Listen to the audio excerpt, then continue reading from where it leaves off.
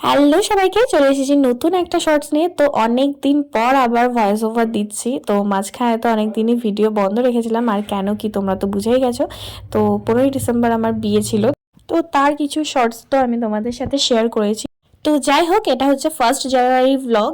তো এবার তো ভেবেছিলাম যে এবারে বছরটা শুরু করব তারা মায়ের কাছে পুজো দিয়ে। তো সেই মতোই প্ল্যান করা হয়েছিল।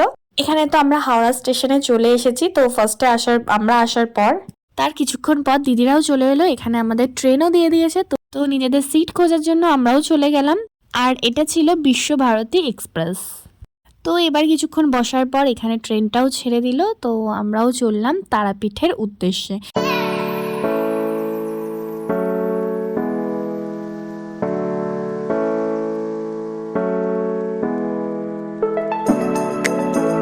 তো এখানে তো তোমরা দেখতেই পারছো, আমরা বেশ চা বিস্কিট খাচ্ছিলাম আর নিজেদের মধ্যে গল্প করছিলাম। হঠাৎ করে ঝাঁকুনিতে ওপর থেকে আমাদের ব্যাগটা পড়লো, মানে আমার পুরো চায়ের ওপর পড়লো আর আমার ড্রেসটা পুরো ভিজে গেল। রাগও ভীষণ ধরছিল, আবার হাসিও পাচ্ছিল। তো যাই হোক, তারপর গেলাম ওয়াশরুমে। আর যে পাশের মহিলাটাকে দেখছো, উনি আমায় মানে টিস্যু দিয়ে একটু হেল্প করেছিল। তো তারপর আমরা চলে গেলাম ওয়াশরুমে।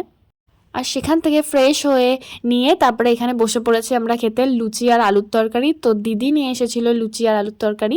তো সবাই মিলে এখানে খাচ্ছিলাম আর গল্প করছিলাম। আর সত্যি বলতে এমনি সময় লুচি আলুর তরকারি খেতে জানা ভালো লাগে, ট্রেনের মধ্যে খেতে আরও বেশি ভালো লাগে। আর এখানে খাওয়া দাওয়াও শেষ হয়ে গেছে। উজ্জ্বলদা নাক ডেকে আরামসে ঘুমাচ্ছিল। আর এখানে প্রায় 10টা তখন বাজে। আর আমরা নেমে পড়েছি রামপুরহাট স্টেশনে। তো সেখান থেকে আমরা আবার অটো করে চলে গেলাম হোটেলে। তো আমাদের এই হোটেলটা ভীষণ সুন্দর ছিল। তো রাতের বেলা তো এটা সুন্দর লাগছিল। আর এখানে এই ফার্স্টেই দেখছি, মানে এই হোটেলেরই এখানে হাস্কি আছে। তো দেখেই আমার গায়ে একদম ঝাঁপ দিয়ে দিল। আর এটা ছিল আমাদের রুম।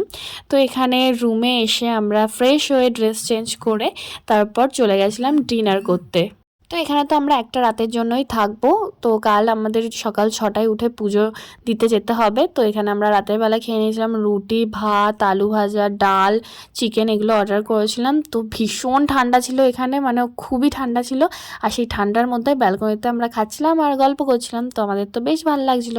তো পরের দিন কী কী করলাম সেটা শেয়ার করবো নেক্সট।